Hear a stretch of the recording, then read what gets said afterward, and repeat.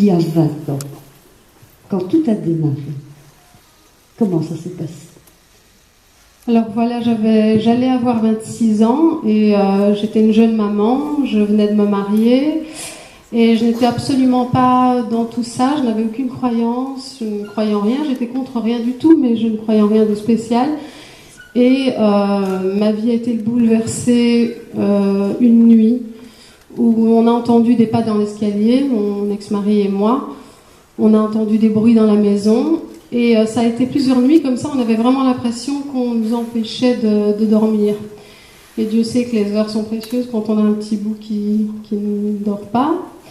Et donc voilà, on a entendu une boîte à musique qui a commencé à démarrer. La boîte à musique était bloquée depuis longtemps, c'était un cadeau de mon papa d'ailleurs.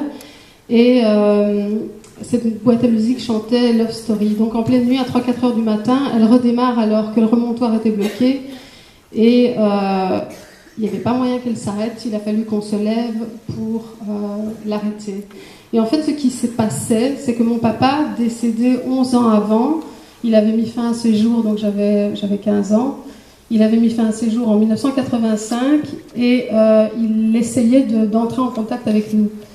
Mais on n'y connaissait rien, donc on a été juste bouleversés, on se demandait ce qui se passait. Et quelques jours avant le coup de la boîte à musique, mon ex-mari a entendu parler d'écriture automatique. C'était quelque chose que je ne connaissais absolument pas. Il m'expliquait, ben voilà, j'ai une collègue, elle dit que l'écriture automatique, voilà, c'est un moyen de communiquer avec les défunts. Voilà, il avait entendu parler de ça. Et à force de ne pas pouvoir dormir, mon ex-mari avait vraiment l'impression qu'on lui prenait le bras comme si on voulait qu'il écrive.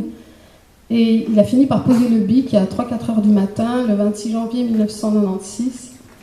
Et les premiers mots de mon père ont été « Isabelle, je t'aime, pardonne-moi ». Et donc, il était, juste après son décès, c'est ça qui est un petit peu ennuyeux dans la façon dont on voit la mort aujourd'hui, j'ai l'impression que c'est de la désinformation parce que les peurs, peut-être la façon dont les religions ont traduit le spirituel, en tout cas, on a perdu cette connexion et cette évidence que l'âme existe et qu'elle existe avant et elle existe après la mort. Et que nous sommes plus qu'un ordinateur, une machine, on est vraiment habité par notre essence en fait. Et c'est cette essence-là qui compte le plus et qui tente de s'exprimer. Et donc dans ce contact-ci, mon père essayait de passer à travers mon ex-mari pour exprimer sa présence, me dire qu'il m'aimait. Donc il a demandé pardon à ma mère parce qu'il avait mis fin à ses jours et que c'est vrai que ça avait été vraiment la grosse galère. Et donc il a demandé pardon à mon frère, il m'a demandé pardon. Et après, il a parlé, ce qu'il a dit aussi qui m'a fort troublée au tout début, c'est qu'il a dit « je me punis maintenant », comme s'il était le seul juge de ce qu'il avait fait, et sans voulant, il n'évoluait pas. Et puis il nous a parlé, à partir du moment où il a demandé pardon, il nous a parlé d'une lumière qui l'attendait, et qu'il l'attendait. Et il nous a parlé de son évolution, de tout ce qui s'est passé par la suite. Et depuis, c'est mon guide. Donc voilà. Ça a changé ma vie parce que j'avais... Quand ça vous arrive la première fois, comme ça, vous doutez, Non, il y avait cette synchronicité, c'est vrai, oui. L'écriture automatique, mais oui. Quand c'est la première fois...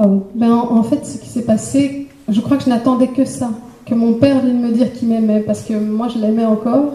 Et je pense que ça aussi, pour moi, c'est une preuve. S'il y a une preuve de la vie après la mort, c'est celle-là, c'est que l'amour continue.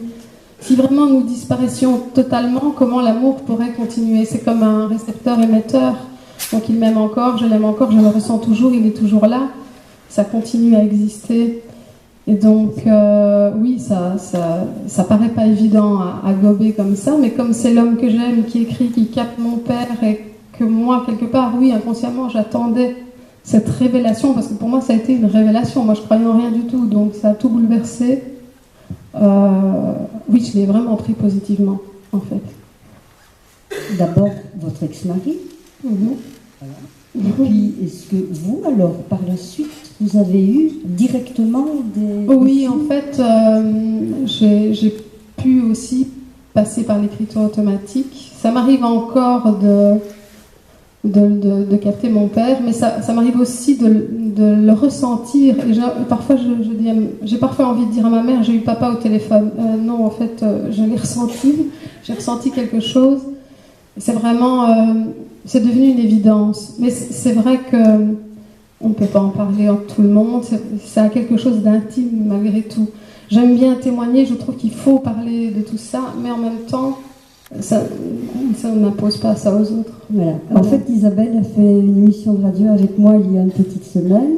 Et c'est la première fois qu'elle témoignait vraiment comme ça, parce qu'elle n'en parle pas nécessairement dans son entourage. C'est bien ça? Oui, oui. Et je pense que vos propres enfants qui ont entendu l'émission ont été assez secoués, je crois. Oui, mais en fait, bien sûr, mes enfants, je les ai élevés avec ça. Ils sont nés là-dedans. Mon fils le plus âgé était né quand c'est arrivé. Donc, ils vivent avec ça, mais en même temps, je n'essaye pas de leur inculquer quoi que ce soit. J'ai une philosophie de vie qui est née de tout ça, oui, et ça, ils la ressentent. Mais c'est vrai que mon grand-fils m'a dit c'est super, merci maman d'avoir expliqué les choses si clairement. Donc oui, c'est vrai, j'étais contente. Mais qu'est-ce que je voulais dire? Oui. Vous n'essayez pas de les convaincre, ni les initier, ni voilà. Non. Enfin, pour moi, encore une fois, c'est une proposition. C'est un peu comme la vie. Pour moi, la vie est une invitation à l'amour. Après, on prend ou on ne prend pas, en fait. Et je trouve que le fait, comme ça, de se réunir et d'informer, c'est bien parce que, justement, on prend ou on ne prend pas. C'est un choix, quoi. Mais je pense que la plupart des gens qui sont ici sont des gens partis informés. Oui, il faut savoir que Isabelle a une vie, entre guillemets, normale. C'est-à-dire qu'elle a un métier, elle est maman, elle n'a jamais fait un métier. Jamais de ces communications qu'elle reçoit. Ça a toute son importance, je trouve, vraiment. Tout comme elle ne cherche pas à convaincre qui que ce soit, et elle n'en parle même pas très souvent autour d'elle. Non, en fait, ce qui se passe, c'est que je remarque quand quelqu'un a besoin de quelque chose où je ressens quelqu'un, moi, comme je t'avais déjà dit, je ressens souvent les papas à croire que mon père a ouvert une brèche à ce niveau-là. Mais ça m'est arrivé régulièrement qu'on passe par moi, mais je sens quand l'autre est capable de l'entendre ou pas. Donc j'ai rarement eu vraiment je n'ai pas eu besoin de me justifier ou d'avoir de longues discussions. Récemment, j'ai une collègue comme ça qui m'a juste fait comprendre qu'elle croyait à tout ça. Et à un moment, j'ai ressenti son papa. Il lui demandait pardon, il lui disait qu'il l'aimait et qu'il la protégeait. Alors j'ai pensé, je lui ai répondu quelque part sans rien dire. Je lui ai dit bon, mais je vais pas faire ça là au milieu du bureau. On est 7, donc je vais attendre qu'on soit toutes les deux toutes seules. Ça prendra le temps que ça prendra. Et un jour, on s'est retrouvées toutes les deux toutes seules. Et elle m'a dit, j'ai pensé à toi hier soir, on m'a laxé le bras, je ne sais pas, on m'empêchait de dormir. Alors je me suis dit, bon, c'est le signal, on est toutes les deux toutes seules. Je lui ai dit, voilà ce que ton papa a à te dire.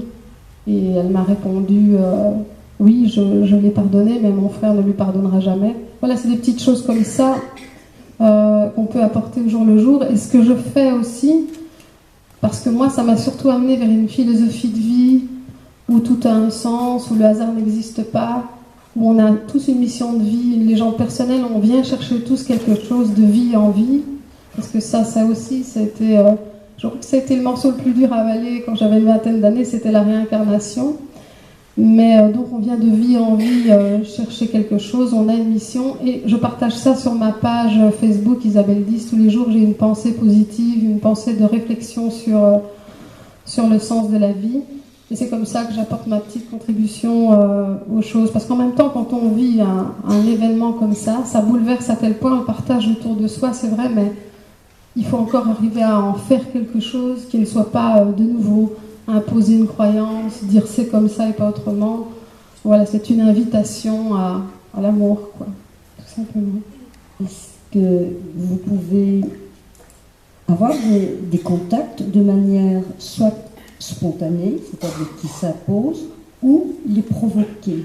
Comment ça se passe en général? Ou est-ce que c'est différent à chaque fois? En fait, moi je tiens un journal intime, alors souvent quand un défunt, mais c'est vraiment très ponctuel, a quelque chose à dire, je suis simplement en train d'écrire dans mon journal, parce que j'écris vraiment régulièrement, et il passe. À ce moment-là, ça peut être mon père. C'est souvent, évidemment, mon père, c'est souvent très positif. Quand ils sont dans la lumière, généralement, ils ne parlent que d'amour. Mais ça peut être donc le papa de cette collègue. C'était dans mon journal intime, tout simplement, et c'est glissé dans ma plume, on va dire. Donc, c'est comme si, à ce moment-là, vous vous mettez en état de réceptivité, oui, en voilà. fait, prête à accueillir un message. Oui, je me suis... Ouais. je ne suis jamais contre, mais en même temps, ce n'est pas mon métier, c'est pas mon but à moi. Vous aviez dit une fois, je ne m'occupe pas des morts, je préfère aider les vivants. Voilà, parce que je me dis que quelqu'un qui comprend des choses dans sa vie, finalement, trouvera la paix dans la mort. Il n'y a rien à faire. C'est ici et maintenant qu'on prépare tout ça. C'est ici et maintenant qu'on prépare son passage. Et c'est vrai que je me pose souvent la question des morts violentes et tout ça. Pourquoi vivre ça ? Mais comme m'a dit Monsieur Alix tantôt, mon père est décédé, c'était super violent, j'avais 15 ans, il y a tout le monde qui vous lâche dans ces moments-là, bizarrement, on n'est plus grand-chose, enfin moi c'est comme ça que je l'ai vécu. Mais en même temps, cette première galère a amené cette révélation plus tard, c'est le cadeau qu'il m'a fait. Et l'un ne serait jamais arrivé sans l'autre et je ne serais pas aujourd'hui qui je suis. Donc je n'ai qu'un mot, c'est gratitude en fait pour ça, c'est le plus beau cadeau qui m'est fait. Plus que de me mettre au monde quelque part. Voilà.